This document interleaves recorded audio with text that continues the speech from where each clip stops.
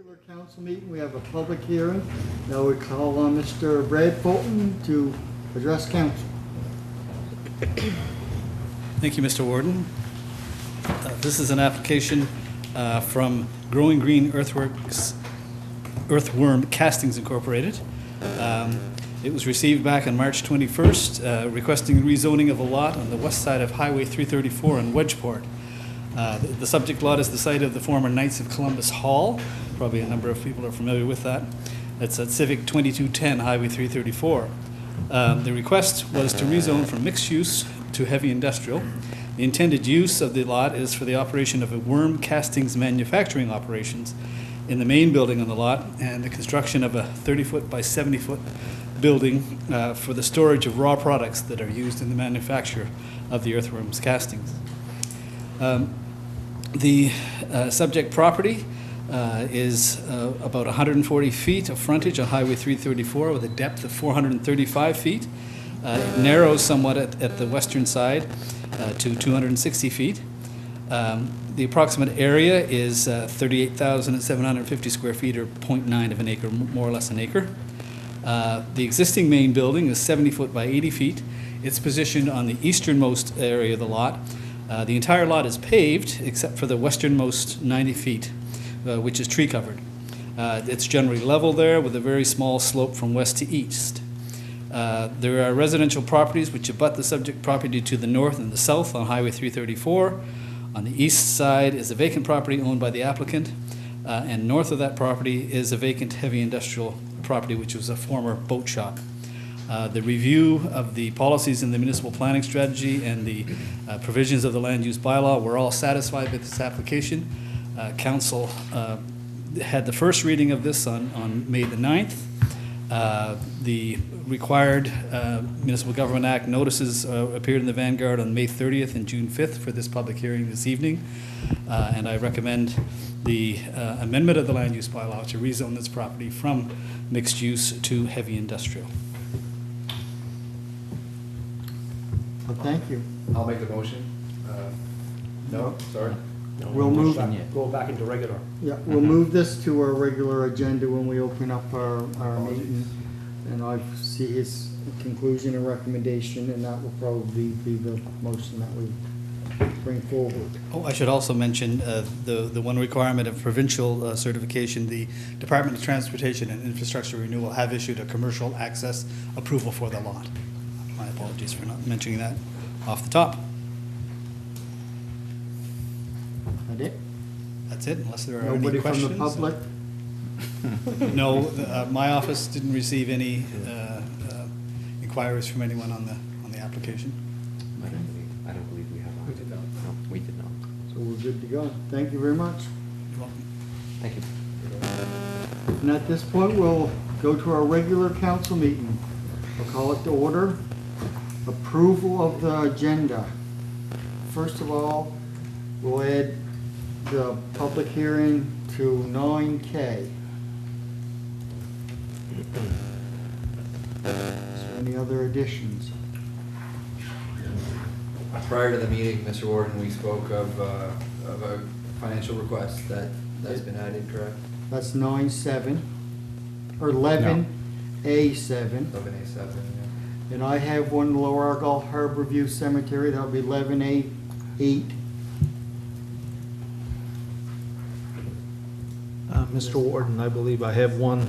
I was asked by some people in the West Pubnico area about possibly getting a crosswalk out in front of the school in West Pubnico. They'd like to see if it would be feasible to have one out there. And I'd like to have that possibly under 9L. Okay, for discussion, Please. Yep.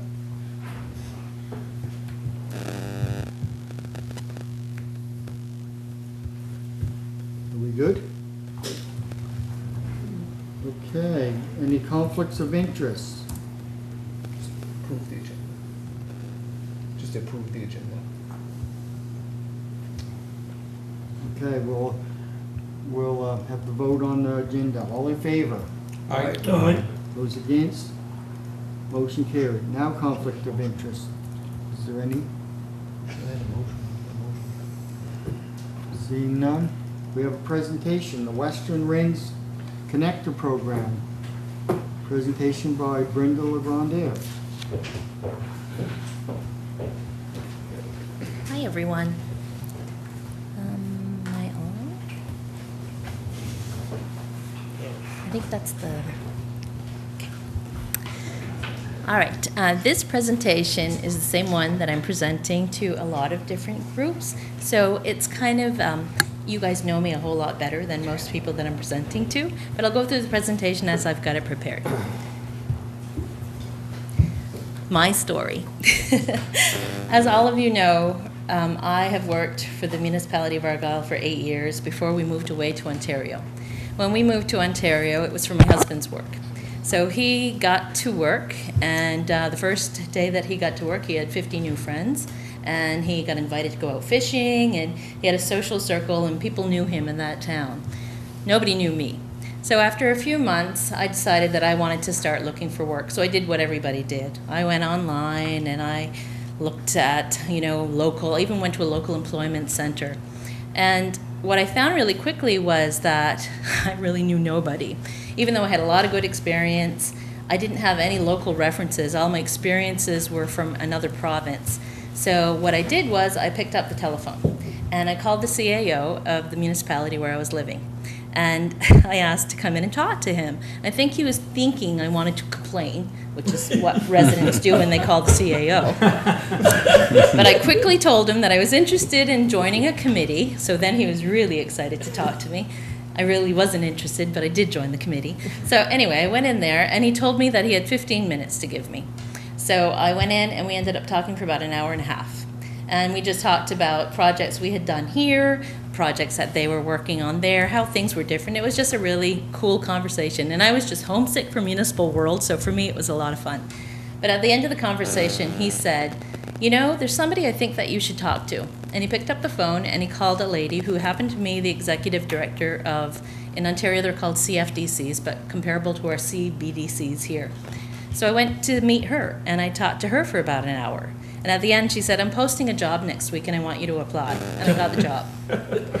So would I have gotten that job if I hadn't did all that? I don't know. But I don't think so. Because even in that small town, it's very similar to this small town. People like to hire, talk to, get to know the people that they're comfortable with or can get a recommendation. So this all does relate to the program that I am. So the program is called the Connector Program. So the Western Wren is piloting this project for 1 year. I was hired as the manager of it, and it started in Halifax in 2009. And what happened there was immigrants were coming to Halifax, and they were saying the same things that I was saying. They either weren't seeing the types of jobs that they wanted to see posted online, they didn't know where they were available, or they were applying and weren't hearing anything back. But on the other side, the Halifax Partnership, who was working with these immigrants, was hearing from the employers, like, where are all the skilled people? We're really looking to find the right fit for our people. So this program got those people together. And since 2009, over 800 immigrants have gotten full-time employment through this program. We are the 27th community across Canada to offer the program, but what's interesting is we are the very first rural community. I was on a call last week with Saskatoon and Calgary and Montreal and Toronto and Ottawa, who they're massive programs because of course their population is massive.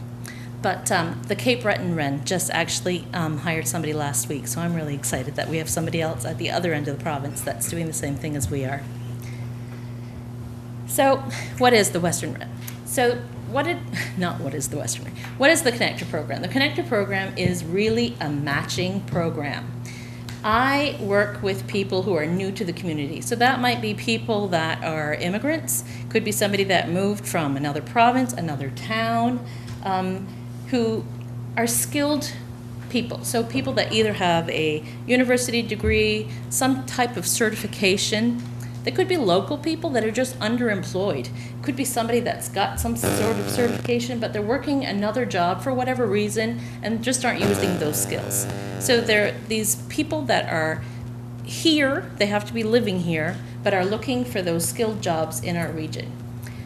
They're also those brand new graduates who have zero experience. I'm working with a lot of students from Université Sainte-Anne that just graduated, and one lady said to me, she said, people tell us all the time, stay here, there are good jobs here, don't go away. But then they're saying, but nobody's helping us find those jobs, because every job we see posted says must have 5 to 6 years experience, so they don't bother applying. So they don't have the chance to have that conversation with people. So we all know that it is what you know, but a lot of times it's who you know.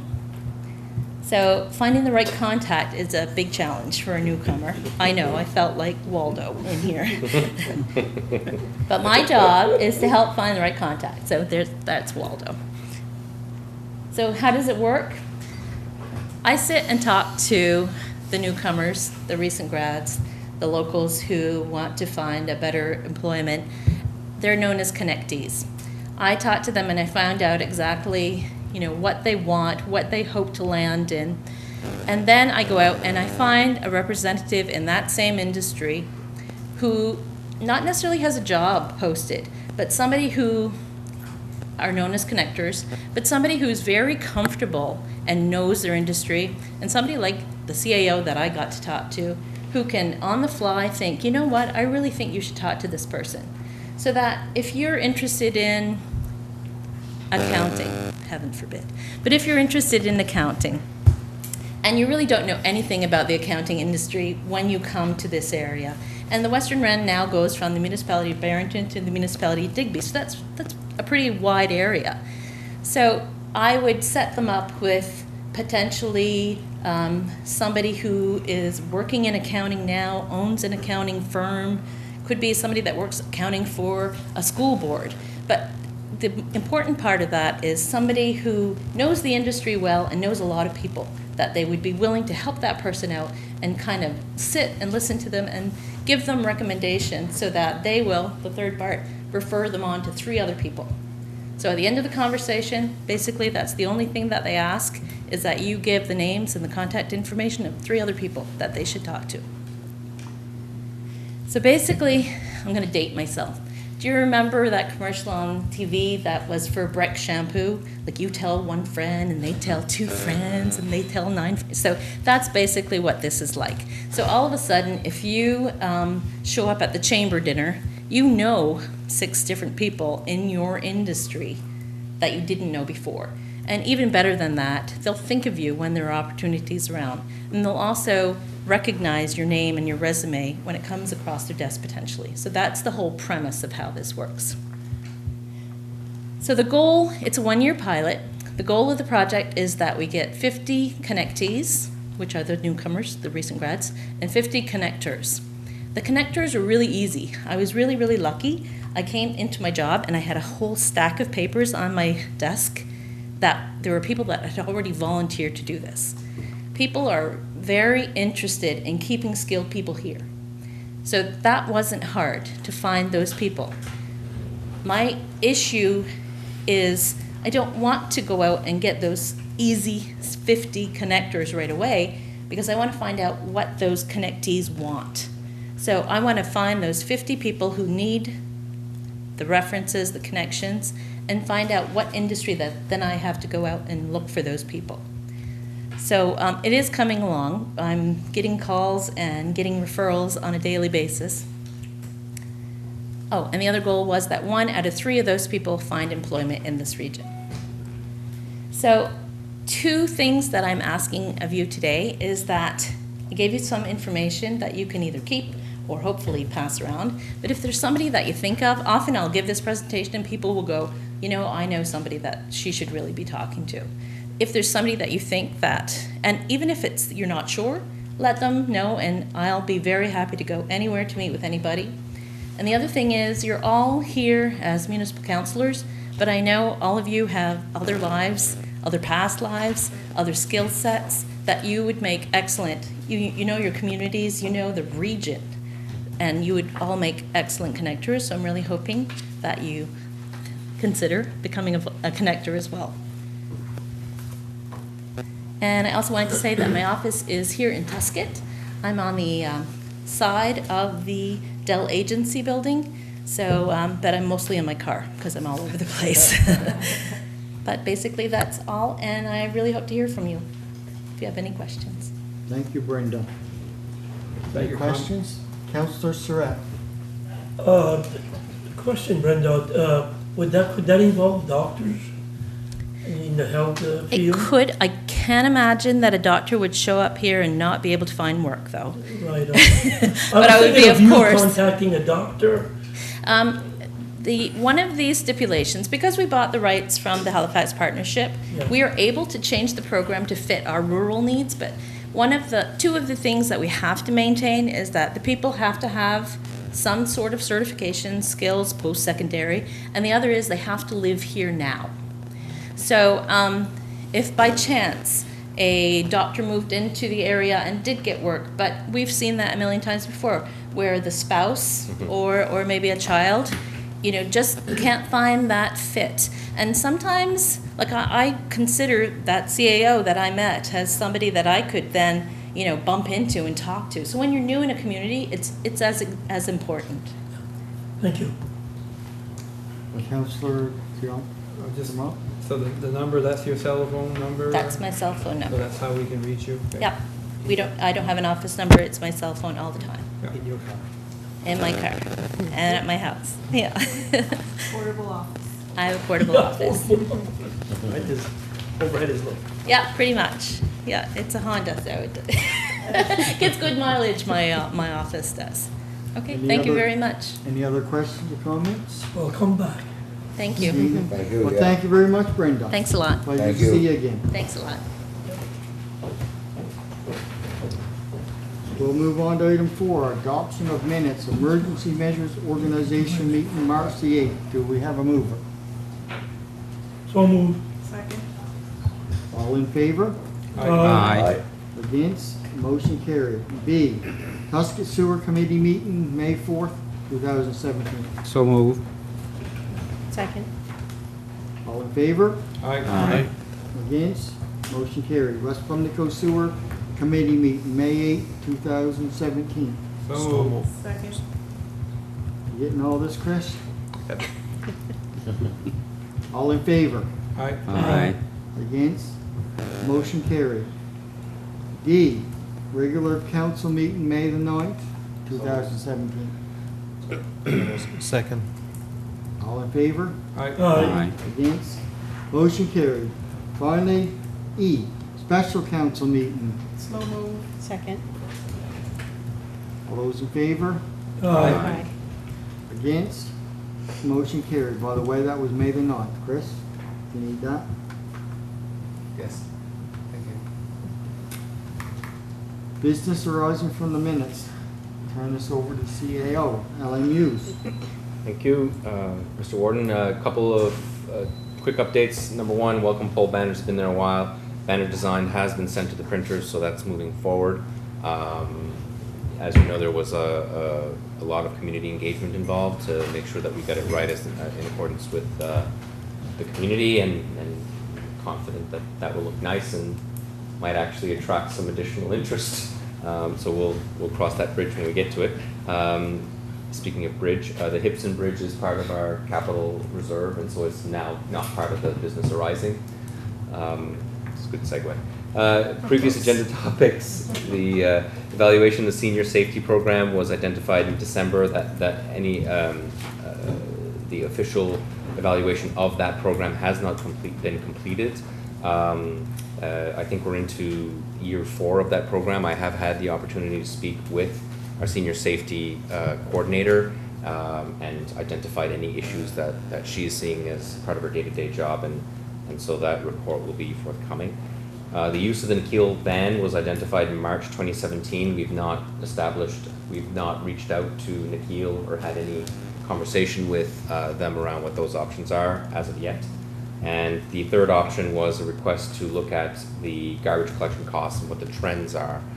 We have that drafted, but we are just refining the information to make sure that that what we're showing is consistent from year to year, meaning apples and apples, as opposed to looking at conflicting information. So those three items are on our radar. They just have not been brought to your attention for consideration yet. And there's only one other thing that's attached there, which is an email saying that we did actually receive acknowledgement from the area manager of the TIR that we are looking for a meeting. And so we're in the process of identifying a schedule that works.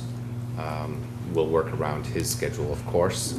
This might be a special meeting that would be, we may have to make it a special meeting to accommodate his schedule, so it's unlikely to be on a televised meeting. Of course, every meeting is public. So just wanted to make you all aware of that. But is he requesting a non-public? When you read, He's made the request that, well, I think there was a bit of a misunderstanding. I think he was under the understanding that we had public and non-public meetings. Okay. All our meetings are public, but I think Yes. what he may have been concerned about was camera, because there might be things that he wishes to share that he would be less comfortable to do on camera. I don't know. I mean, Okay. he's not subject to the same rules as we are. Mhm. We are subject to the rules around the MGA. So we'll find a way to make it work Yes. and Good. still maintain Sounds good. open public dialogue. I just want to add very quickly, I think this meeting's a great idea. We all pushed for it for some time now. This should happen, more often than it has. I'm excited about it. As excited as you can be, I guess. It was nice of him to respond Yeah, for sure. back You gotta for us by all respond, means, yeah. Well, Okay. Thank you. You're welcome. And any more comments on the business arising from the minute, on any of the subjects you brought up? Seeing no hands, we'll move on to Councillor's report, and we'll start on this side today. The only thing, I got a little project going on down home with promoting civic signs. It was quite a hit, to say the least. Yeah, Into the budget? and got a great response. Waiting now for the civic signs to come in, still taking orders. If somebody Alan might be saying something else, but still taking orders. There's more orders out there for people that would like to order signs, civic signs. I feel as though, and just because of me being a paramedic, I know how important it is to find a residence some night at 3 o'clock in the morning when you know somebody really needs you out there. And there's a lot of residents around still with no civic signs. So it went over very well. And thanks Alan for letting me do it and going to help me out find the money to pay for them. Yeah. So. Thank you, Glenn. Thank you. Moving right along. Kathy, do you have anything Move along, to say? East Pubnico Fire Department had their annual lobster supper yesterday. It went very well. They served about 400 people. Thank you to all the people in the municipality, and a lot of people from outside the municipality came and had their lobster supper yesterday. Sunday. I think we're Monday today. We're Sunday. Sorry. Anybody else? The Western Ren Liaison Oversight Committee has decided to reappoint three of the current board members, as well as the addition of 3 more. We're currently now with the addition of Barrington to the Ren, where we're trying to incorporate board members from the Barrington area. I don't think it's public just as of yet. The decision isn't finalized, but we will be giving that information out at the AGM, which will be June 22nd at 4 p.m. in Barrington. If anyone's able to attend, that's usually a good function. So other than that, that's it. I don't have anything to report. I've been quite busy Anybody else? doing something else in that last month. Councillor Albright. Let me just check here. I was glad to see that the Nikhil van was on the business arising. When we had a Nikhil meeting a few weeks ago, or a couple weeks ago, they asked about the van. They're wondering what our plan is. So I think they're kind of waiting to see what we want to do with it, and we're kind of waiting for direction from them. So I think there's a bit of a miscommunication going on, because they asked us, they asked Kathy and I, what has the municipality decided they would like to do with the van? So I think we kind of have to clear that up a bit. I also attended the East Pubnico lobster supper. I couldn't believe the amount of people who were there. It was people, like Kathy said, people from all over were there. It was very well attended. Also, Per Albany from our parish celebrated his 50 years of being a priest. It was a big celebration for our parish, and they had a special mass and a special celebration for him, which was, again, well attended. A couple of issues I've had in the community have been garbage left behind. So I just want to let people know that I have been addressing this issue. So when we had the spring cleanup, people put their garbage out and some things didn't get picked up, and they're still there. So I have been in contact with Public Works, and we're working on finding a solution for that. I've had a couple of complaints of dangerous and unsightly as well, and one resident was good enough to take pictures and send them in, which was great, so that those pictures got forwarded on. So those are complaints that are coming in the community as well. I think that is, I've also been asked, and I saw it is on the agenda, but for the timeline of the construction of the new building, so approximately when we think things will be moving along. And I think that's it. Councillor D'Altimo? I just want to report that on Thursday, June 8, there was I guess I'll call it a work party for the Pubnico Point Trail to clean up the shoreline. It was World Ocean Day that day, and the Department of Fisheries and Ocean, every year they help out somewhere in the area, and this year they picked the Pubnico Point Trail to come in and help. There was, I'm not exactly sure, but probably about 10 or 12 from the Department of Fisheries, and then locals, some of the committee members. So we're 20-something, and in the morning we cleaned up basically all of the shoreline from, I guess, from the first windmill all the way around to the end of the trail. So now, a few days before that, a group from Shelburne, high school students from Shelburne, came by bus on the point and cleaned the section. So I'm not exactly sure. We're trying to figure out exactly why they picked here, but I think it's because of the beauty of the area and the ocean and stuff, and the fact that there was garbage there, and they cleaned it up. So it was a great day. Thank you. Just on a note there, I wonder if it would be appropriate, maybe whether the Pubnico Point Trail Association or the municipality send just a thank you letter down to those students for the work that they did. The Pubnico Point Committee is going to send them a thank you. So. Be nice to be acknowledged for what they're for sure. doing. Yeah, absolutely. Okay, thank you. Warden's report. Not a lot happened this past month. Most everybody's mentioned a lot that went on. The only thing I can mention, I attended the Federation of Canadian Municipalities in Ottawa. That was very informative, and there's a lot of talk on rural internet. A lot of it discouraging, but anyhow, we'll keep moving forward. And there's a lot of trade show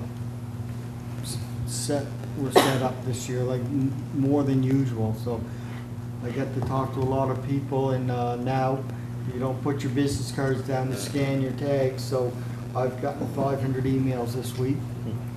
It's been a busy week answering emails.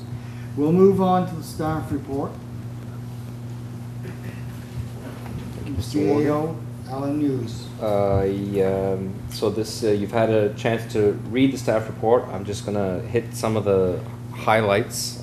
Some of these items are on the agenda, so I won't be touching them here and now. For instance, the building.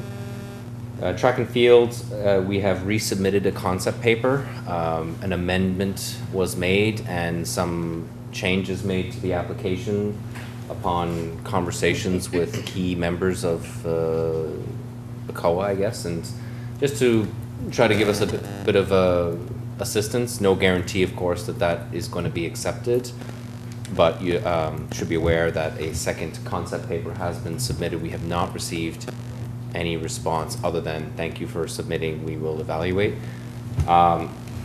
The concept paper might be accepted, but that doesn't mean that the full application would be. So the concept paper says yay or nay, this is a project we will consider. So we could be stopped at the concept paper level. Couple things that were different. Number one is we focused a bit more on wellness as opposed to just only economic development. So we highlighted the economic development and also the wellness benefits of this new facility. We also included additional potential partners in the project, including Acadia First Nations, who wrote us a fabulous letter saying that if the infrastructure was constructed, that they would absolutely utilize it for Aboriginal games that they organize often in the province, but are almost, well, I believe I'm correct to say never hosted in this area because of the lack of infrastructure that they require. So that was, I thought, very encouraging, and we're also, myself and the Warden will be in communication with the municipality, have been in communication with the municipality of Barrington to highlight the importance of this infrastructure as a regional infrastructure. We were accepted very positively and pleasantly by both the CAO and Warden. We're going to be meeting with them this week, and you know, and to talk about this and other projects that could be of mutual benefit. So I thought it was very encouraging, and the reason why Barrington was approached was one of the volunteers that does track and field says that some of the strongest athletes and some of the strongest enrollment around track and field is in Barrington. So it's interesting that we would be located in the center of both Barrington and Yarmouth, who utilize this facility. So while central is always, it depends on your perspective, right? Of course. So anyway, so that was, I thought, very positive. So we'll continue working on that. Airport, not much to report, just that the budget will be discussed. The meetings of the board had been delayed, so that will be discussed this week. Passenger service is one of the items that will be discussed. So I'd have nothing to report on that yet. I'm involved with a small subcommittee regarding municipal modernization. So what does that mean? Well, it's just another term for municipal restructuring. They've moved away from words like amalgamation and dissolution and all that, because that may or may not be the solution to what is happening here. And so it is a committee that is being struck between the province of Nova Scotia and the AMA and the UNSM to try to identify things that we would collectively agree to work on. Because some of the challenges that we had at the provincial level is that the municipalities had all these things they wanted to have worked on, but the province may not have been interested in any or even just a part of that. And so there was a disconnect around building a consensus or an agreement around what projects we were to work together on. So I'm part of that group because I'm vice president of the AMA, and that work will continue into the summer. Wedgeport wastewater, just very quickly, we are adding more members to that. Hans, our public works director, went out with the engineers today, and they did 12 site test pits for 12 additional sites. Right now we're looking at between 25 and 30 that are confirmed, and he's looking to move that closer to the 44 number. Being in the community has helped us a lot. Seeing the activity, people are like, I want it. So, my confidence level on getting to 44 is rising considerably, and we will do another marketing push. We can always do, there's never enough of that, so we can always do that more and more. So the other thing that we are strongly considering is, and this will be brought to you for decision in the very near future, is an amendment to the attachment in the bylaw. And the attachment to the bylaw is the definition of the district itself. So what we find is that there are some that are slightly outside of that district, the way that we've defined it initially. And based on our numbers, we think it's a good idea to expand the wastewater district to accommodate those people. Absolutely. So that will be brought to you for decision. That's a bylaw amendment, so you know how that works. It takes a bit of time before it gets amended. So. And if I may, question, and you don't feel that you'll be affecting any of the residents currently in that district that may have not come forward yet? With confidence you can? Right now, I think the number is 2 or 3 that are outside the range, so I'm confident that it wouldn't significantly impact the opportunity for other people in that district. I can't be assured, but I'm confident. Unless you call everyone, I guess. Yeah. That's not possible, but, right?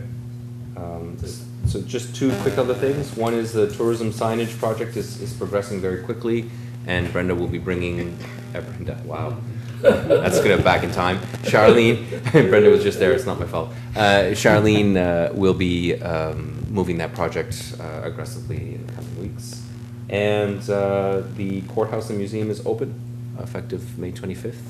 So if any of you want to go in and get a tour and, you know, send your well wishes to Judy and Caitlin and the team, it is now open for business. So. If I may, when is the farmers market open here? It's in the report. Do you know the date? Yeah, Yeah, it's this year. there's a date Next here. week? June something. Next Thursday. Or the I week think it's after? next week. No, I just had a few people ask when it was open, because they June June 22nd. 22nd. they love coming there. Yeah. Next Thursday. Okay. June 22nd.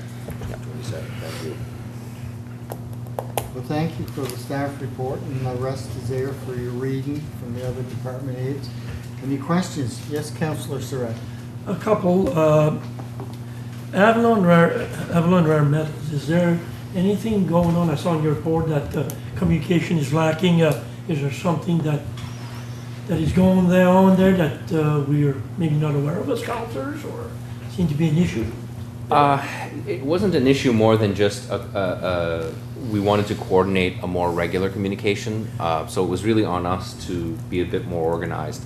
So we had a meeting with the REN, and we decided how we were going to communicate. And we all made a commitment to communicate with Avalon on a more regular basis. And so the decision we made internally was that Angélique, because this is a pretty significant item that affects the region, Angélique should be the main lead handler. And so anytime that any community information is required, Charlene would be brought in, any BRE work, Victoria would be brought in, and any financial or municipal or political issues that need to be addressed, then the CAO would be brought in. So we built the team and just tried to be very clear around roles.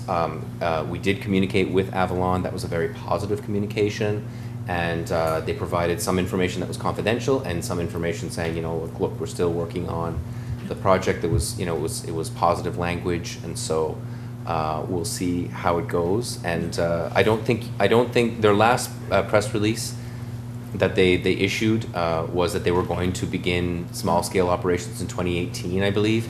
That certainly was not, that was still part of the plan. So there was been I didn't see any significant deviation or change from the last press release that was issued. They just hadn't issued one lately because there was nothing new to report.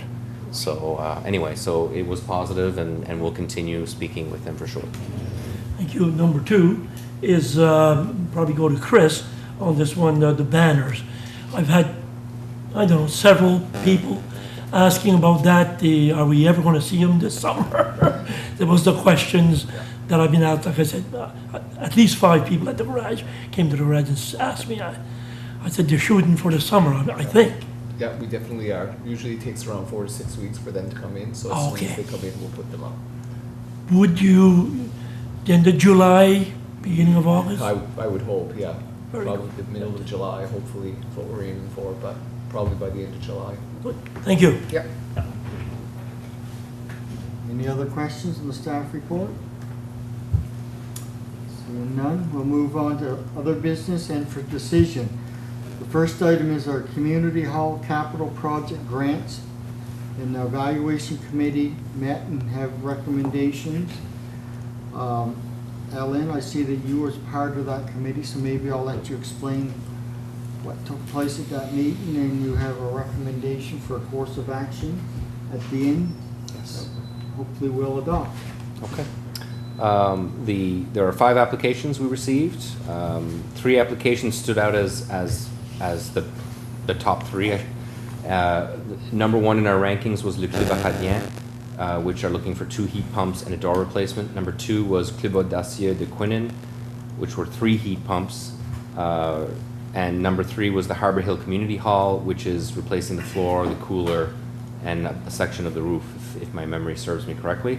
So those 3 were top 3, and so under our policy, those 3 would be authorized, and under normal circumstances, council would make a motion to approve those 3. Now, as you all know, during budget deliberations, we discussed the fact that there were only 5 applications, and one of them was not for the full 15, so presented a bit of an opportunity for us, for council, to consider a more aggressive approach, which is to fund, instead of funding 3, to fund more than 3. So, so from our perspective, when we looked at all 5 are good projects. So council really has a choice. Either it accepts the first 3 in accordance with policy, or it accepts 4 or 5. You could, there's really, you could accept 4 out of the 5 if you wished to. It's up to you. And so you could accept those, knowing that the budget could withstand that particular approval. And secondly, it would be, obviously, they would be ineligible to obtain funding in the coming year. So you're just aggressively going and doing 2 extra ones this year. That is outside of your policy, but as council, you have the ability to make that decision. So that we certainly, we're recommending, we're not recommending that we pick 4 or 5. So we're recommending either 3 or all of them. And so that's, it's up to council at this point to make a decision. Councillor Murphy? I would like to make a motion to, and you say, Mr. CAO, that we can make a motion to accept all 5? The budget anticipates that possibility. Okay, so I would like to make a motion to, for the 3 and the other 2 involved in this. I'd like to make a motion that we have this done. I'd second that motion, that we accept all 5, and Yes. just make sure. Yes. Yes, yeah, I guess, I'd second that motion by all means. Any discussion? Yeah, Councillor Muse? yes, I'm just wondering, so next year, we may not have any, we don't know. Correct. Everybody who's had it up to now wouldn't qualify to reapply for next year. That's correct. Or the year before, or the year those that before. received the year Since the before. program, since the Yes. program has started. That's correct. There was 13 total community halls. Oh, Had so we mistakes, haven't so- had 13. That's correct. And I We had know of 3 one. last year. Yes, and I know of one hall who wasn't really ready, they want to, Right.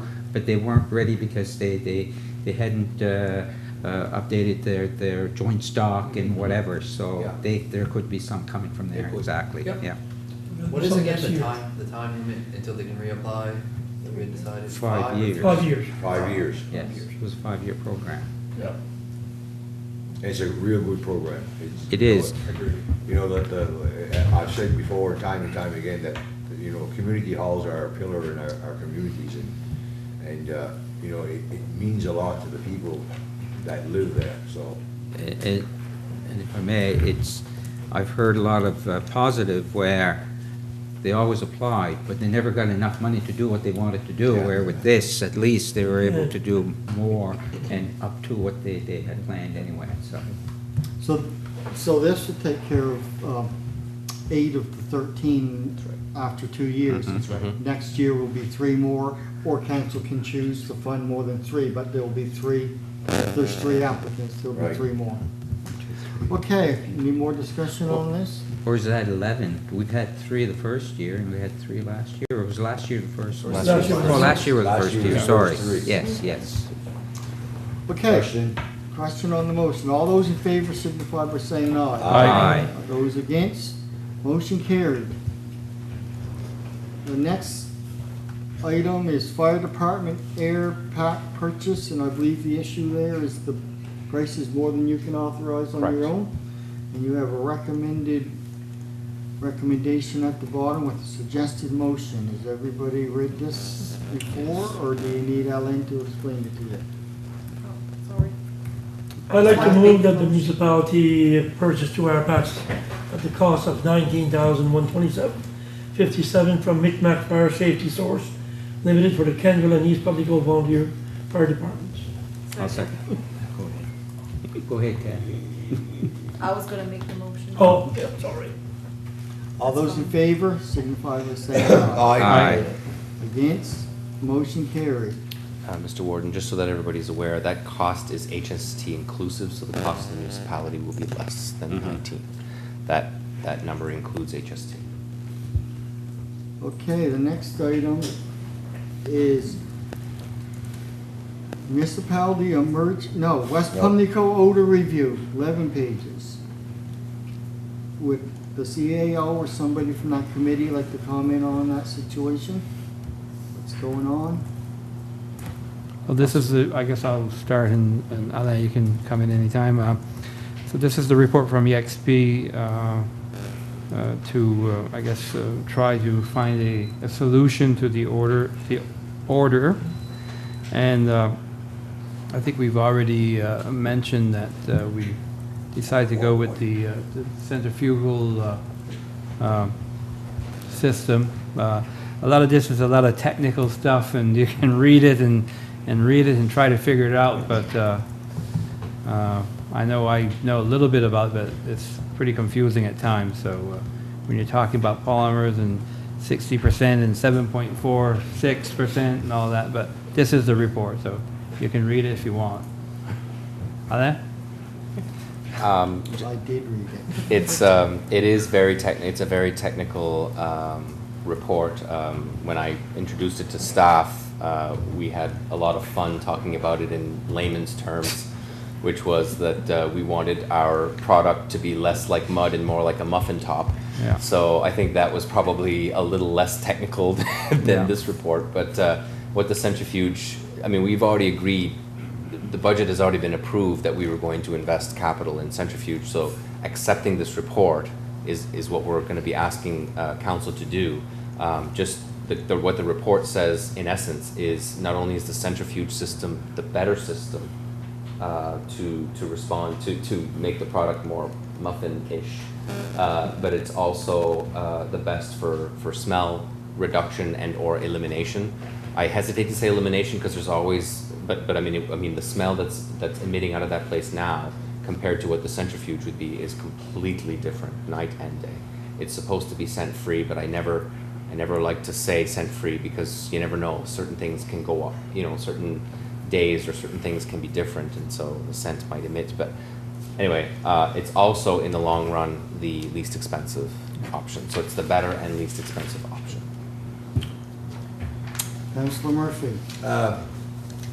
When Richard and I were at the FCM in Ottawa, we were talking, and I think Richard sent you a text or an email at the system that we were looking at, and like it was amazing what this stuff was doing.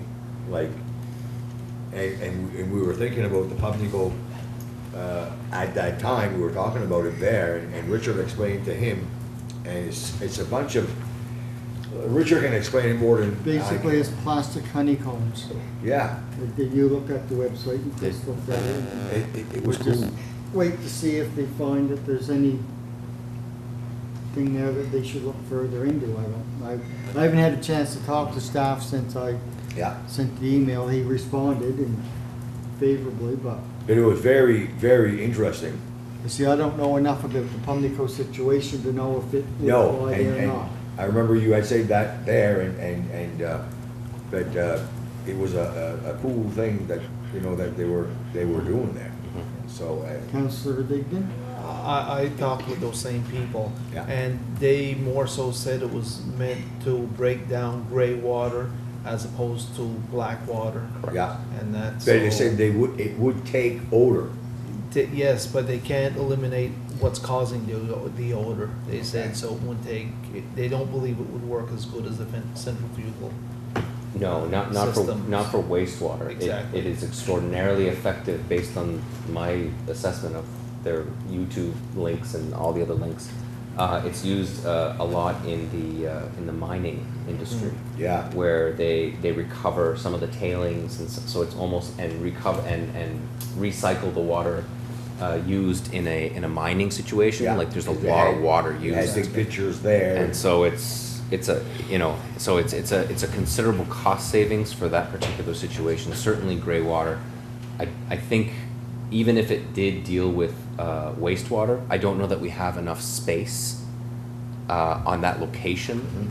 According to what I saw, it looked like it was a fairly large facility that would have to be constructed. But it was super interesting. Yeah, it was. Yeah, It was. yeah, for sure. So there's a recommendation here. Do we need a motion to move forward with this, or? It would be to accept the report, not to approve, because it's done by professionals. And You I'll don't move that accept. we accept the report. Second.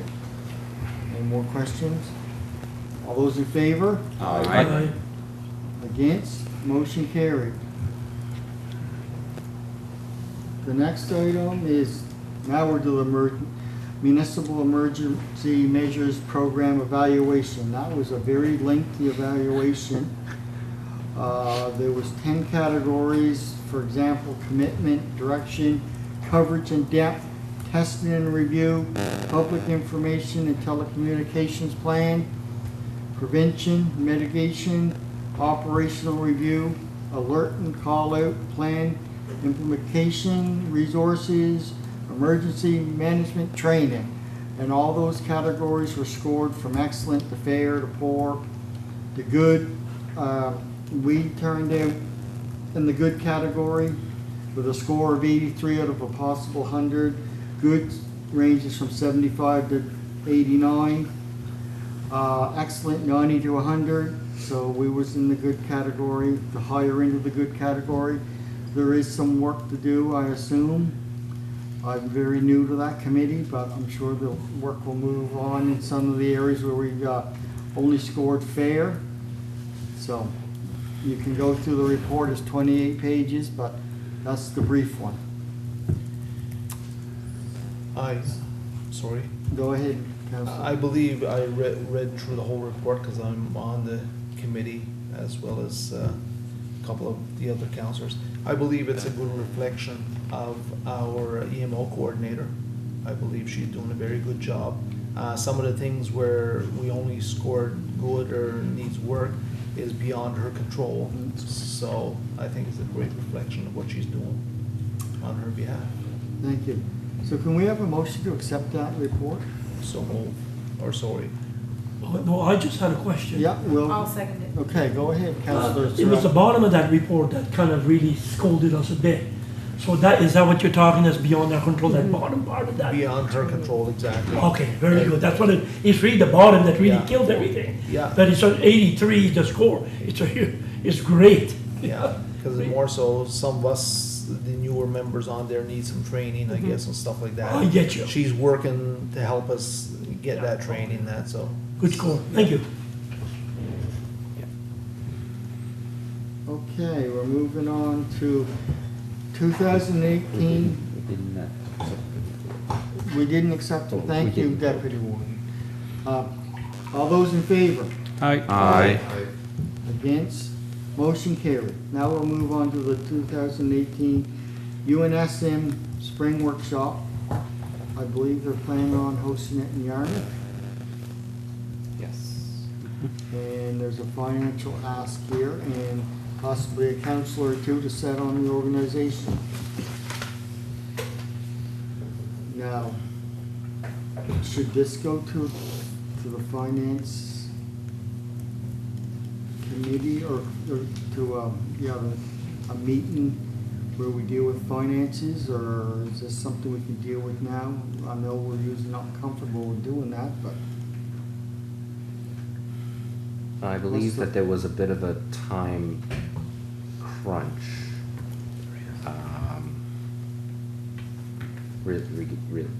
relating to this because it was a UNSM meeting.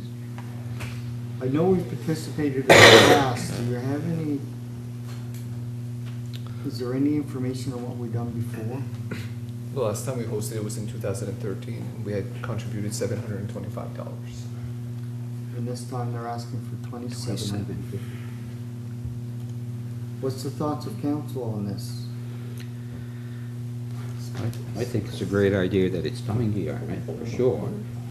And, I mean, if we're gonna benefit from having it here, I know we always say that probably we're not of the big beneficiaries of these events in Argyle, but I think it's important to have it down here. And I don't think that's a great amount to contribute myself. The last time it was here, we had great reviews. Councillor Surette? I attended the last one that was here in, I didn't know it was 2013. I didn't realize, I thought it was, yeah, a couple of years ago. But anyhow, I thought it was a great, great event. It was well, if I remember right, our Warden Aldrich was passing out lobsters and maybe the CAO, I think. But, you know, I heard from a lot of people, they visited the area, thought it was great. I don't think it's a lot of money, but it saves a lot of us from traveling outside. We'd be spending money to send people, so I think I support this. No problem. Not a problem. Yeah, too. Yep. Councillor Jones? Yeah, I guess I'd forgotten it was in 2013 because I never attended one of them yet because of lobstering, but, and it only cost us $750 the last time? That's how much they had requested. We cheaped out. That's pretty cheap as far as I'm concerned, so $2,750 as far as I'm concerned is, you know. Well, it seems like we're moving in the direction that we're gonna make this contribution. I'm like Councillor Diontamon, I was always lobstering, so I never attended spring USM conferences, but can we have a motion to at least deal with the financial part of this request? So move. Second. All those in favor? Aye. Against? Motion carried. Now they're looking for one or two councillors to assist in the organization of this event. Do we have any volunteers? Would that be something we have to do right now? I wonder, I suppose you're gonna start working on it shortly. I'm not sure if they want to select them or if we want to select them. Exactly. So I don't know that we'd have to do that immediately, but if council wished and there were people interested and there were two people interested, then we could forward those names It would as be well. nice to know what is involved. Yeah, Like for when I sure. say organization. Yeah, that's a fair point. Yeah. We could get more information and bring it back. Yeah. We've Yeah. made the commitment, they'll That's- let us know what's required. That's the Yes. urgency and is the commitment. So, and keep in mind that this will be in next year's budget, more than likely. That the payment will be in next year's budget, not this year's Yeah. budget. That's what I was thinking, next year. It's possible it could be this year because the event is very close to the year end, but it's more likely than not to be next year. Budget. Thank you. So you can bring that back to us and find out what kind of a structure they want and what they're Yes. expecting from us. The next one is an unfenced fire pond in Surette's Island area. Would you like to speak on this, Councillor I Surette? certainly have no problem. I know you've all read the letter that is stating the situation. I can probably elaborate a little bit on there, onto there. The lady way back in September during the election, when I went there, told me about she had a 2-year-old daughter, and she and her friend were talking in the backyard, and they had 2 young kids. One was 2 years old, and the first thing they turned around, they didn't see the kids around. They ran just down the little hill, and there's the 2 kids throwing rocks in this little pond, which is a fire hole. The fire hole was dug in 1986. John didn't know when it was dug, but it was in 1986. I can certainly verify that. I was the fire chief. at that time, and the hole is 10 feet deep. That I know for a fact. We were there, a bunch of the firemen, when they dug it. What I had done for this lady at that time, I had come to see Glenn, her building inspector, and Glenn told me at the time, he said that there was nothing about ponds at houses, but with fire departments, there had to be fencing. So anyhow, from there, I went to see this lady. I said, you will have to send a letter. It would be better if the letter came from you rather than myself, if you could send the letter in. And she finally sent the letter in. And lo and behold, I read here in the letter that John Sullivan could not find anything in the bylaws that dealt with that a policy or bylaw that dealt with this. So what I did this week, I went to see Glenn at the Yarmouth office. Glenn is the building inspector there. And I said, Glenn, where had you found anything? Maybe I could bring it up to John.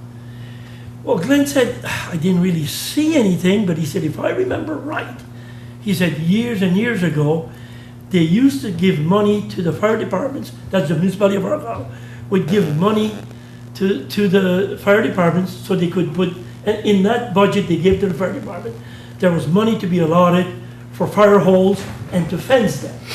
But he said, as far as a policy, I didn't have that. Well, anyhow, I said, well, because I thought you had found something.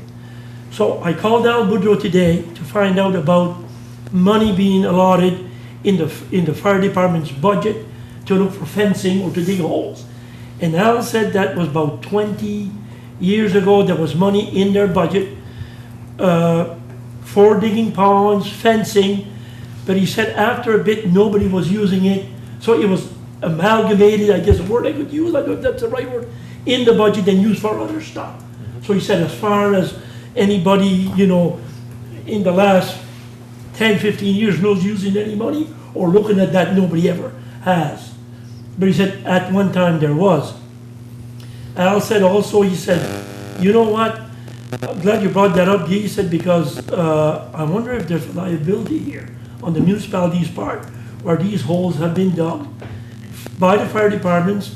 He figures, just off the top of his head, we could be as high as 15 or as low as 10 fire holes in our municipality that are being used by the fire departments. And he said it might be a good thing for us to check with our insurance. And I guess at the end of the day, that's what I know of the whole story. You in a little more. She was hoping that something was done so because of a safety issue for her child. And I also, I can add this to it. I approached the fire department and down home and said, you know what, maybe we should put some money in the fencing. Well, you know the scope about money.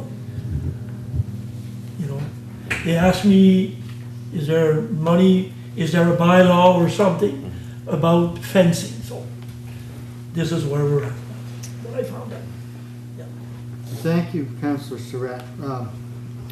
I'll turn it over to the CAO, and I see it's the Department of Property Inspection and Public Works.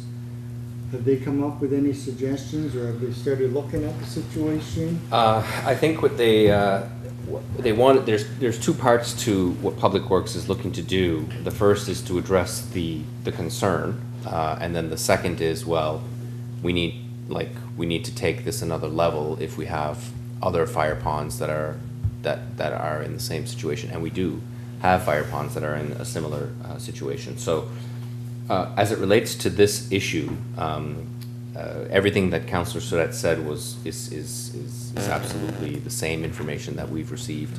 I did speak with one of the senior members of the fire department and asked him, do you need that pond? Is that a pond that you're going to be using?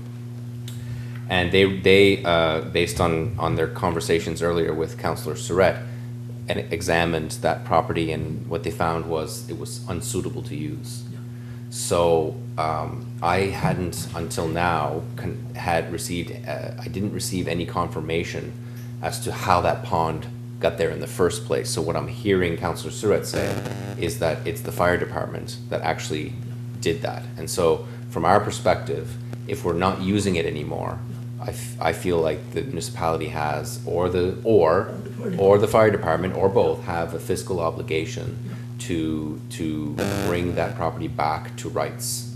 That would be, my non-lawyer interpretation of what should occur here, because if we created it, then we should bring it back. If it was something that was pre-existing, for instance, like a pond that we just happened to use, then I would say we'd have less fiscal obligation to deal with that.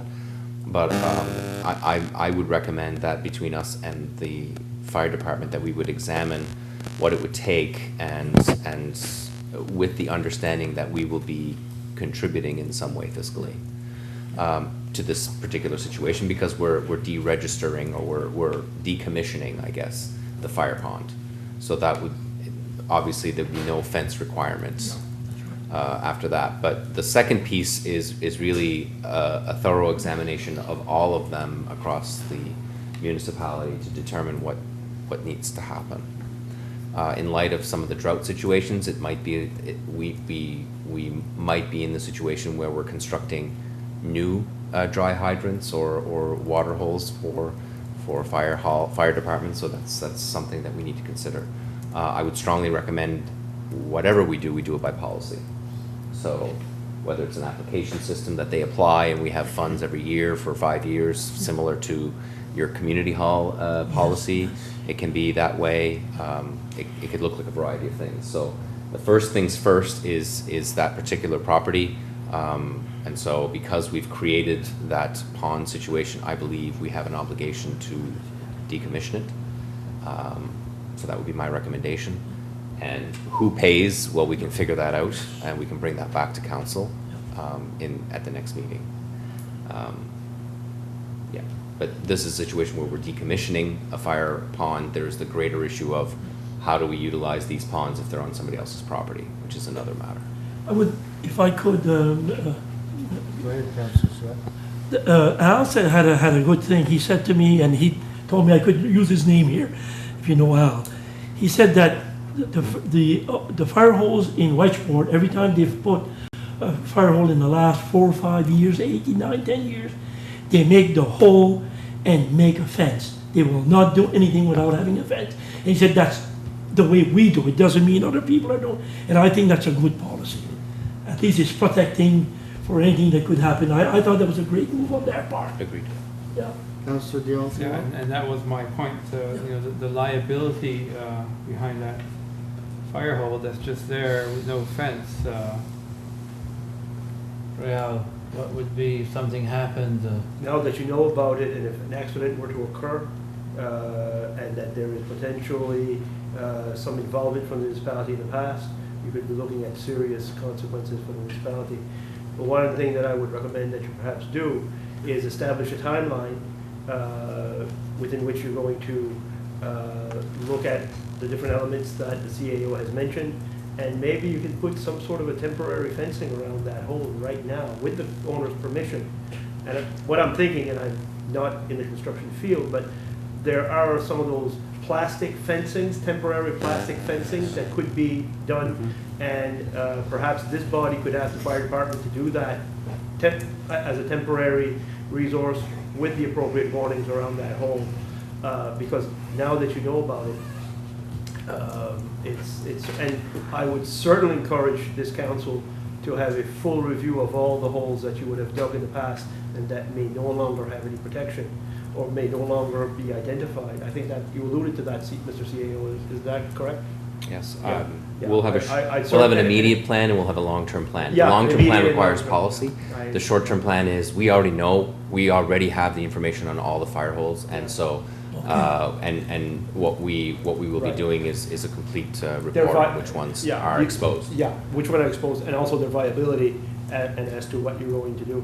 Did I read the memo correctly in saying that the cost of putting the fencing around that hole will be $1,000 or $2,000, or which is equal to the cost of filling it in?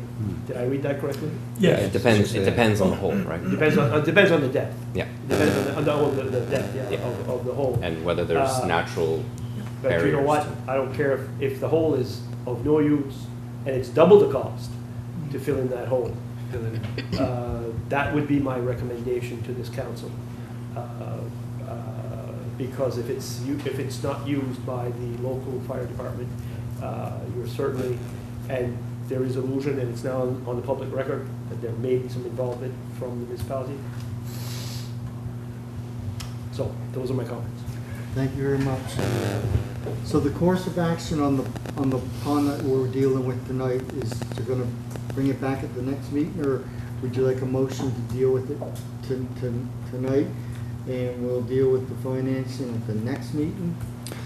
Yeah, I think, I guess part of it is for information purposes. We will be looking at doing a short-term solution to some of the areas that we are exposed. I will be recommending that we decommission this particular complaint area because it's no longer going to be used. The only issue or question is who's going to pay. And so if you're prepared to make a motion to do that and to support the fire department, the Islands and District, that is entirely up to you at this time. You may want to defer that decision until the next meeting. Either way, it will be decommissioned one way or another. So is it a motion to instruct staff to look after the problem, or what are Sure. you looking for? That We would don't have work. any, numbers yet, not firm numbers, but we kind of know, so. Yeah. As long as we understand your intent, we can execute it. Councillor Digby? Now that we know this problem, this pond is out there, which could create big problems for us, I'd be willing to make a motion that if this pond is gonna be decommissioned, is no longer used by the fire department, or is gonna be used by the fire department, that it's to be filled in. Second the motion. All in favor? Aye. Against? Motion carried. In order to be clear, the liability to this council is a very important issue. Potential for somebody to get hurt is bypasses that by a million miles. So that's the reason to do it. Thank you. Thank you. And Mr. Warden, as a CAO, I could be there with some 3 or 4 volunteers to put an orange. Kind of think maybe, I think Alvin was saying something like that about some kind of plastic fencing. I could see that be put up tomorrow. What my approach would be, now that you've Okay. given me direction, is I'll that put I my would, nose not there.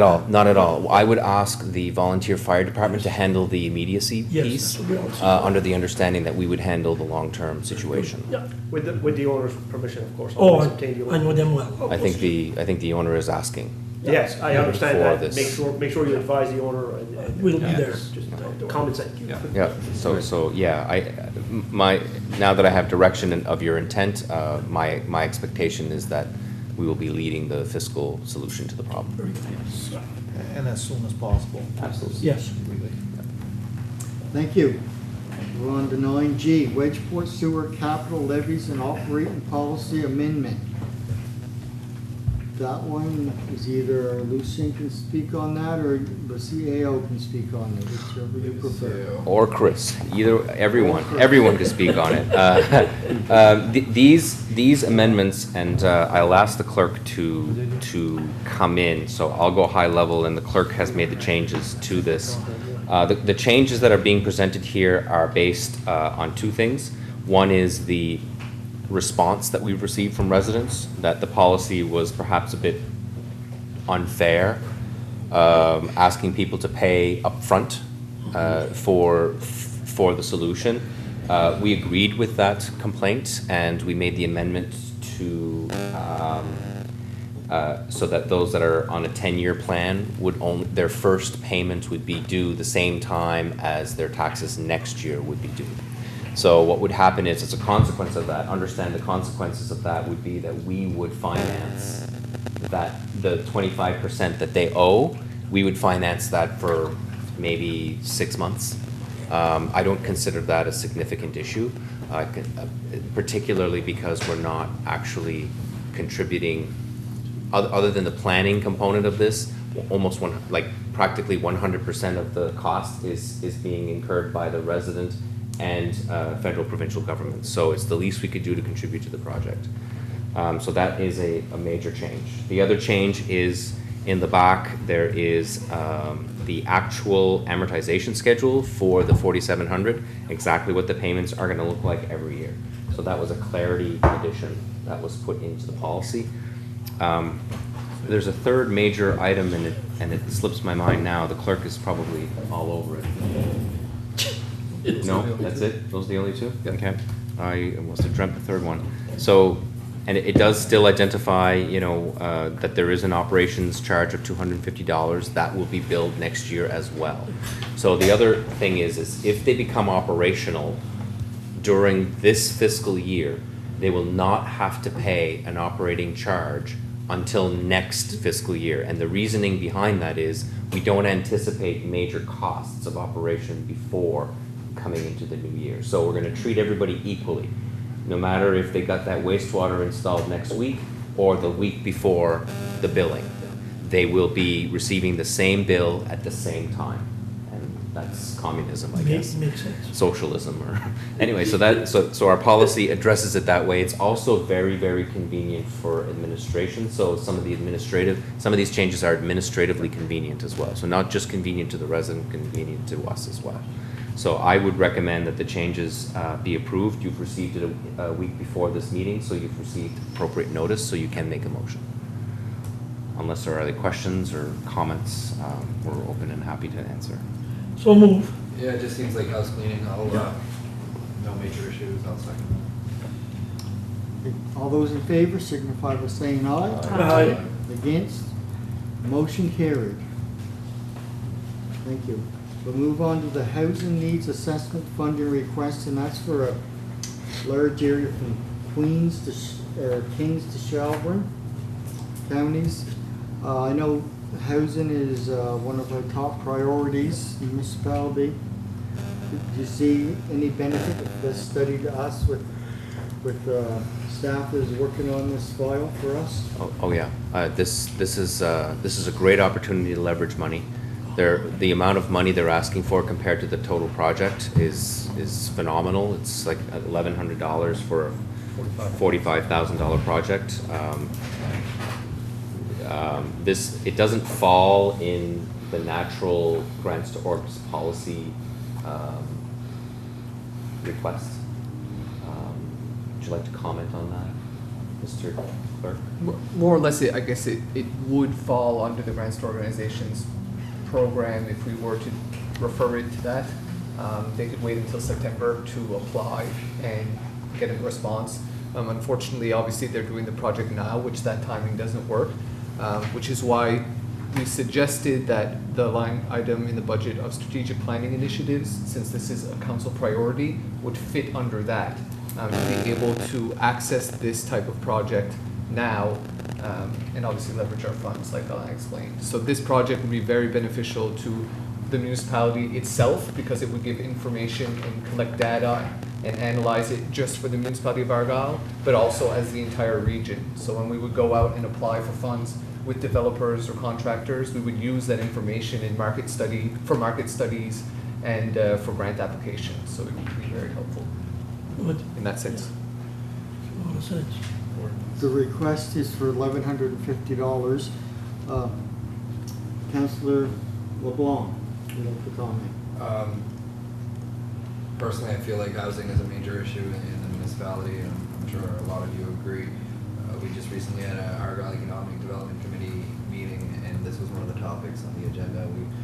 We spoke with various board members of the community, and they also felt that this was an issue. So I'd rather go with under the suggested motions. I will move option 2. I move that we approve their financial request of $1,150 within the strategic planning initiatives budget. Second. I have a seconder. Any more discussion? Question. All those in favor signify by saying aye. Aye. Against, nay. Motion carried. Road name request, and I see they've met all the criteria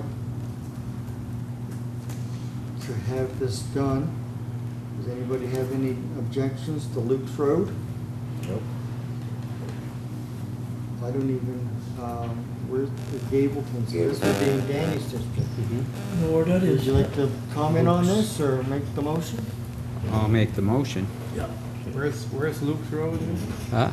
Where is it located? Luke's Road. Gableton. It's in Gableton.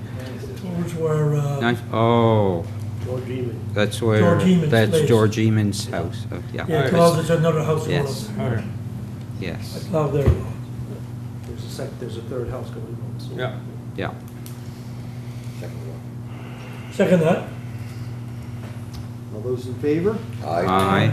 Against? Motion carried. Letter of support, Knights of Columbus grant request. I had a phone call last night from David Schufelt from the Knights of Columbus.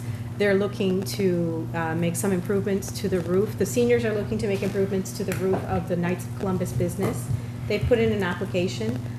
The more letters of support that they can get, the better their chances are of getting some federal funding. So he called to see if our council would put in a letter of request for their application. No problem with that. Do we have a mover? I'd like to move I'll that. second it. All those in favor? Aye. Thank you. Against? Motion carried. Okay, we had some more. Public hearing.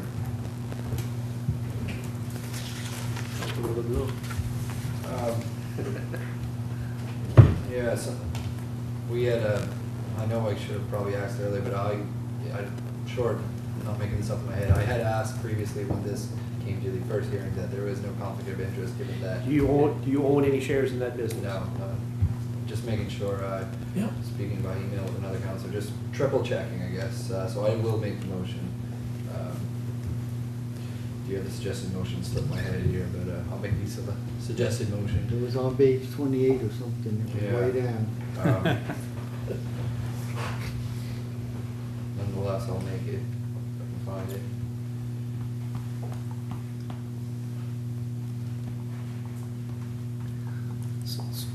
You're changing the zoning from mixed to heavy industrial. Correct. Yeah. It's as simple as that. That's correct. The wording slipped my mind. That is the motion I am making. Mr. Clerk. So, Mr. Clerk, Second that. do you have that motion? I do. Okay. So it would read, to amend the land use bylaw by rezoning the subject property from mixed use to heavy industrial zone for the construction of an accessory storage building and the use of the property for earthworm casting manufacturing. That's it. Okay. I couldn't have said it better myself. Clearly. There it I is. couldn't either. Question? So it's considered the second and final reading. Okay, it is. So it will be published ASAP. and- Correct. And then it will become law as in accordance with. As soon as it will be published. Now, all those in favor? Aye. Against? Motion carried. The next is, no, we have sidewalk. Crosswalk. Crosswalk. Crosswalk, yeah. I wrote down sidewalk, so I will change that. I've just had some people approaching me to see if there could be a crosswalk out in front of the École de Pubnico-Ouest on Route 335 in West Pubnico. So I'd just like to bring it forward. I don't know if we'd have to send a letter to TIR and ask them to make an assessment and go from there. And if that is the case, I'd be willing to make a motion that we send a letter to TIR and have them do an assessment to see if there's a crosswalk warranted in front of the École de Pubnico-Ouest in West Pubnico, on Route 335. I'll second that. All those in favor? Aye. signify by Aye. Aye. Against? Motion carried. Thank you. Thank you, Councillor Dickman. Okay, the next items is correspondent and for information. On A, legalization of cannabis. Does anybody have any comments on A, B, C, D, E, or F as we go down? A? Not me. So for information, and for the listening public, there's attachments to all these items, and they're online for anybody to view. But I have one, just a question on 10C, Department of Transportation Infrastructure Crosswalk Request Response, and the letter says, I have received the attached request, but I don't have the attached. Where was that one for? That was for Dennis, that was for Dennis Point Road. For. They request the inshore. Inshore, yeah. okay. Because I know Sean had approached me, but I just You're didn't right. see the letter. It's so- in reference to that. Okay, Yeah. thank you. Mr. Warden, I will have something to say about 10F. 10F, municipal building. You can Anybody else before we get there? Nope. You may update us. Okay, very quickly, want to just remind everybody that this is an RFP. There is a draft concept or schematic layout plan that is not necessarily the final plan. Just want you to know there are some rooms that we know are missing, and other rooms that require adjustments in size, etc. So, but the concept that the municipal building subcommittee preferred was the I formation. Sounds like football. That it looks like an I essentially with, well, a T formation without the bottom part of the I. So a T formation. If you take the bottom part, it becomes a T. Yeah, apparently I don't know my alphabet anymore. So credibility shot. I will submit my resignation next week. But it is a sideways T or a weird I. How's that? So anyway, so this is what it could look like. The concept remains that we are going to use the existing home that we're purchasing, or that we will be purchasing, as storage. There are alternate uses that are still being considered. We have, as you know, a survey that we have drafted. We invite your comments very soon, because we'll be going out to the newsletter. It will be going out in the newsletter. It will also be going out in social media. So this is a pre-design survey.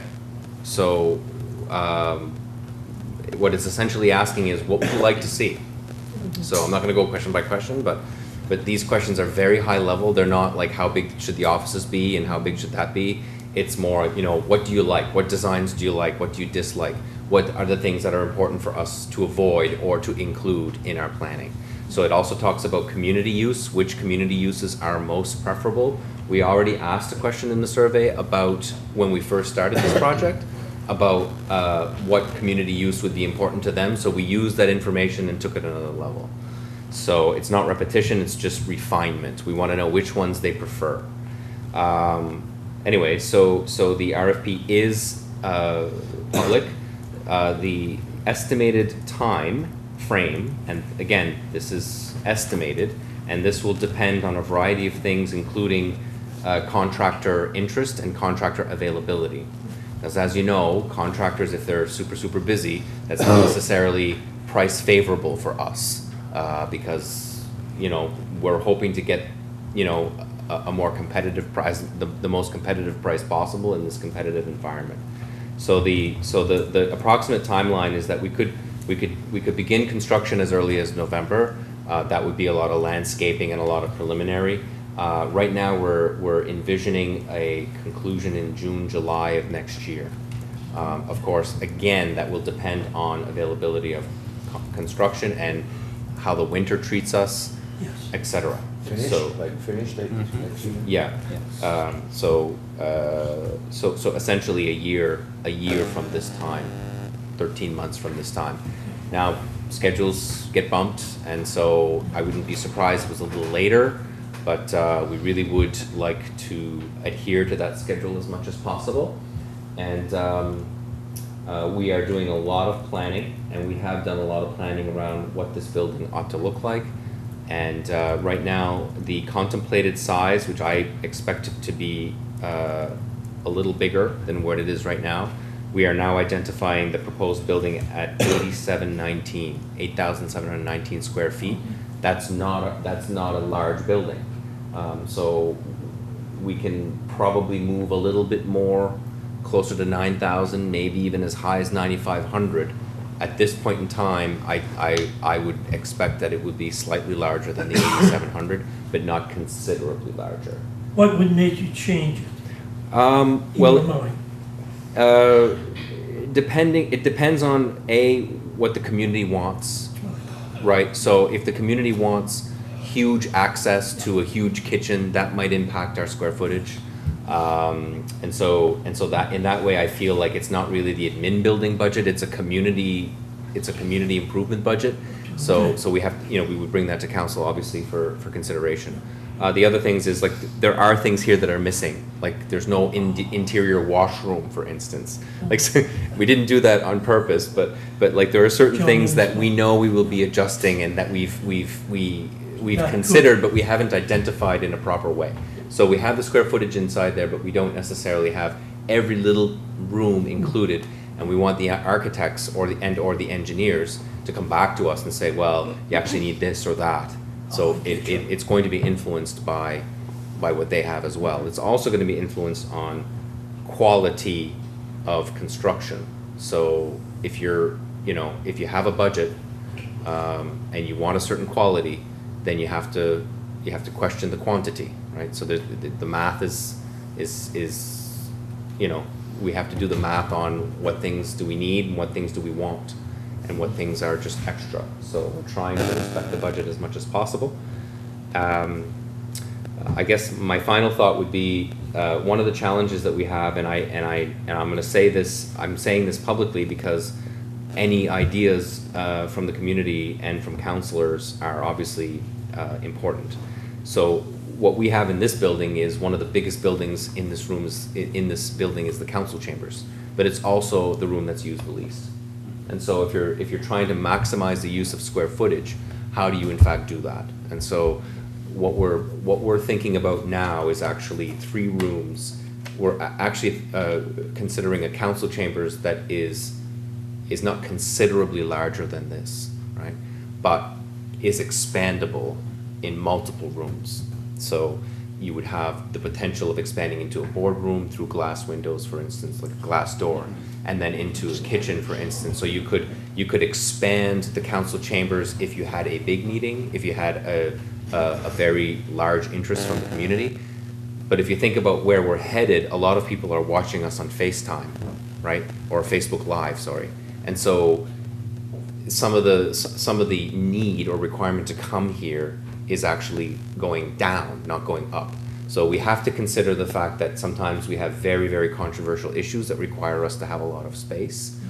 But also we want to keep in mind that you don't construct a huge building for the 1 in 8 years that you might use it for that purpose. So that's the kind of planning that is going on, and we invite your ideas, we invite ideas from the community as well to give us some direction. I personally, from a personal perspective, what we've heard is that the council chambers is kind of like central, has to be beautiful, right? But to do beautiful doesn't have to be large. So you can do beautiful more effectively if it isn't a massive room. So anyway, that's a lot of detail, understanding that will change over time, but I just felt like that information might be useful for the community to hear. Thank you. Councillor LeBlanc. Something for the committee to consider that I received an email. I sent an email to you prior to the meeting here in regards to, it was a subpart of the email in regards to the funding application for the grants that we do through the Métis Association here.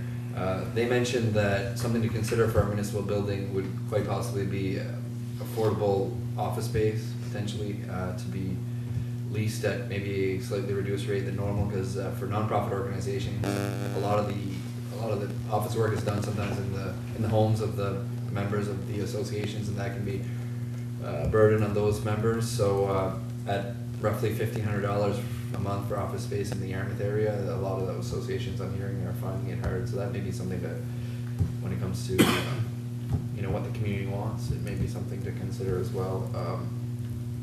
The question, we are polling the residents online, if I understand correctly, on what they may want to see design-wise and specifications of the building. Will there be paper? Yes.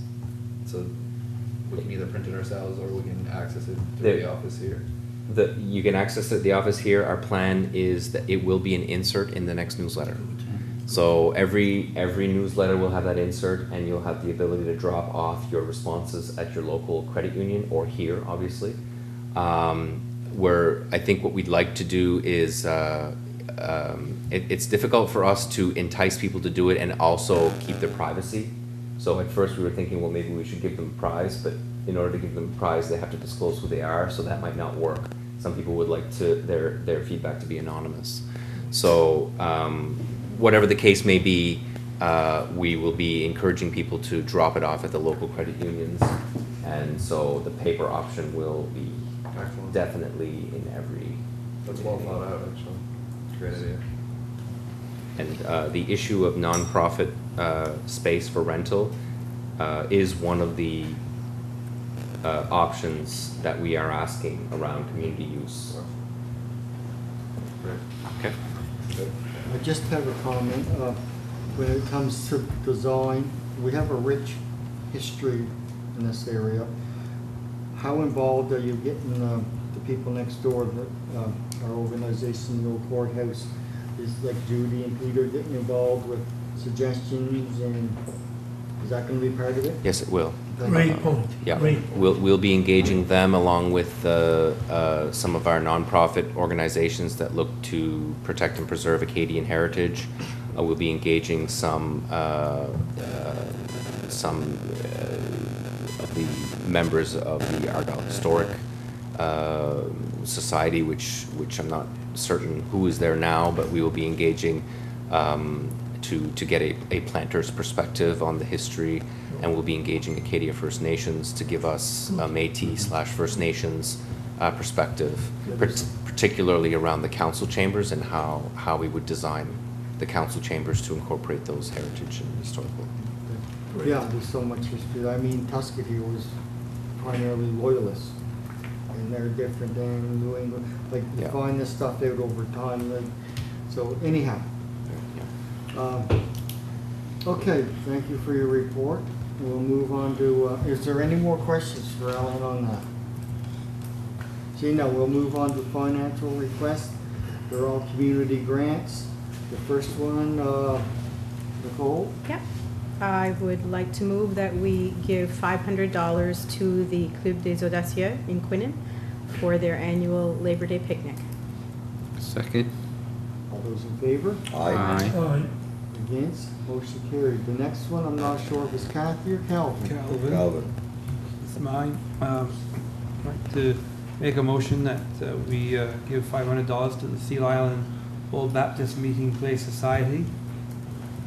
I'll second it. All those in favor? Aye. Against? Motion carried.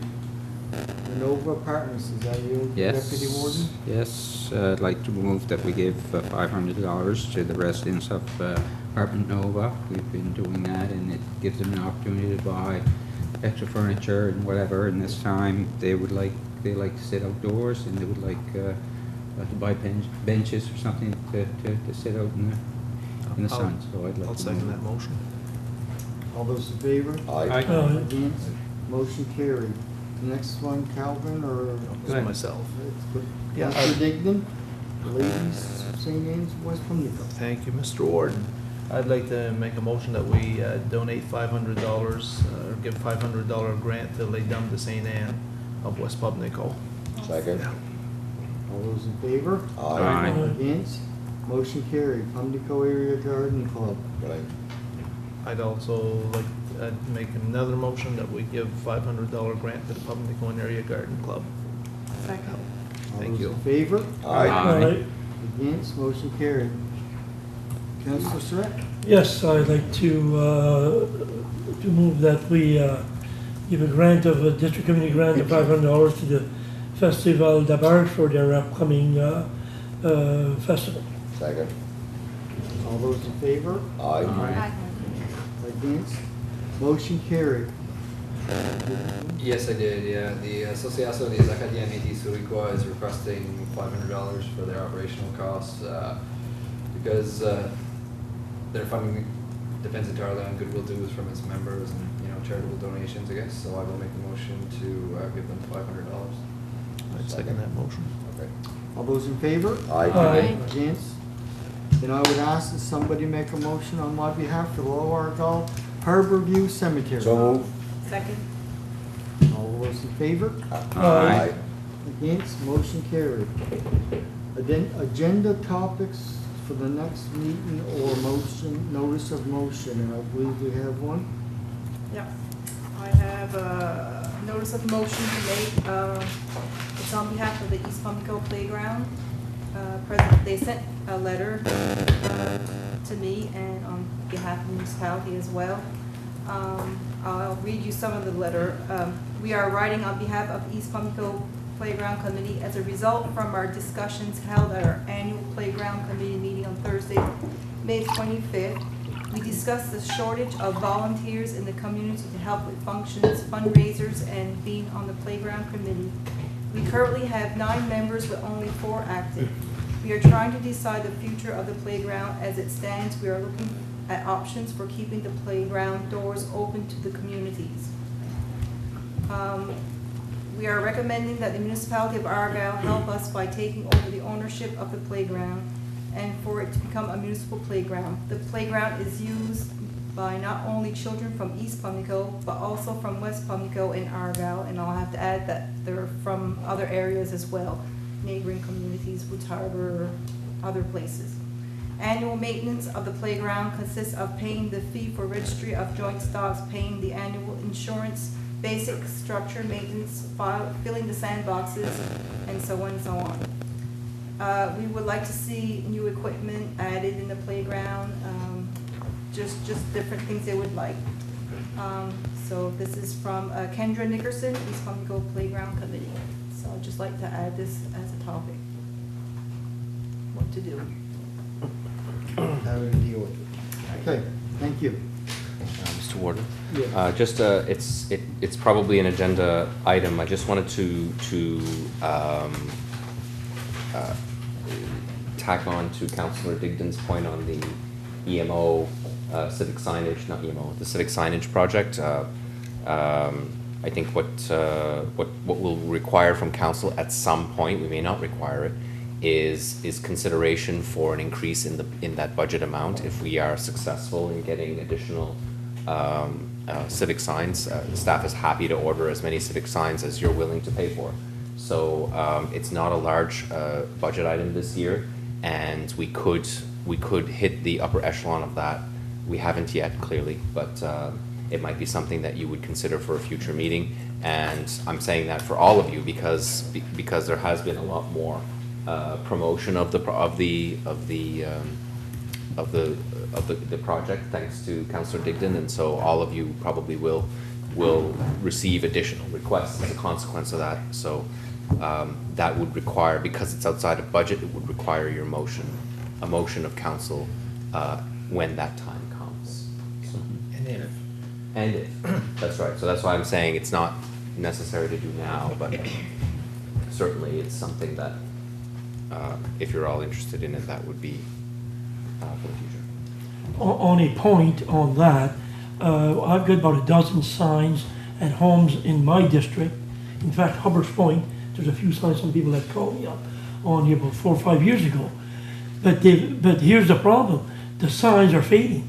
You can't see the numbers. In fact, my own house, when I got my signs, they're faded. So I got about a dozen. And I saw on a note, email that you sent us, yes, that anybody with a home, with a home would have to pay again. But I don't feel that would be fair. They have to pay. If we got the sign from the municipality, now they're faded. Mm-hmm. I'm sure our district wasn't the only one, but in that year, that same year that I got them, about a dozen, they're all faded. Okay. You can't see mine at all. Okay. Flavia, Richard, there's a whole bunch of us. And so that might have been in a case like that, do they know there's an issue with public works? I can't confirm whether they know that that's an issue. I think what I would see done is if we can get some photos of those civic numbers. It would be interesting to note whether they were all installed in the same year. It might have been a flaw in the order, and if it's considered to be a flaw in that order, I would suggest that the municipality has a responsibility to pay for that. That was the same year, because I really pushed it may have been some of the earlier years, and so you're right. The policy is that if you've received it once, why would you need to receive it again for free? But there might be extraordinary circumstances we haven't considered. So if you could, get the pictures. if you could provide the information to Yes. Public Works, we'll certainly look into it for you. Thank you. Thank you. And on that, while we're talking about that, this program is, if I'm correct, at least 4 years it's been going on now? I would say it's more. 8 years, it was at least I was 8 gonna years. say at At least least. 8 years. It was way I before. would've gone with 6, but Okay, so it was before Yeah. you, and with all the new interest in it, I took a drive through my district the other evening, Yes. and I was surprised how successful it has been. There's some houses that don't have it, but it has been very successful. And I noticed the same thing that you noticed, there was some of them that, the numbers are pretty well faded right off, so I was gonna bring that up, and you Great. brought it up, so that's something we can deal with, and Great. we will not penalize the public, I'm sure. Okay, we'll move on to question period. Any questions, Jared? No, thanks. Okay, we have an in-camera session. Motion to go in camera. Second, all in favor of going in camera? Against? We're going in camera.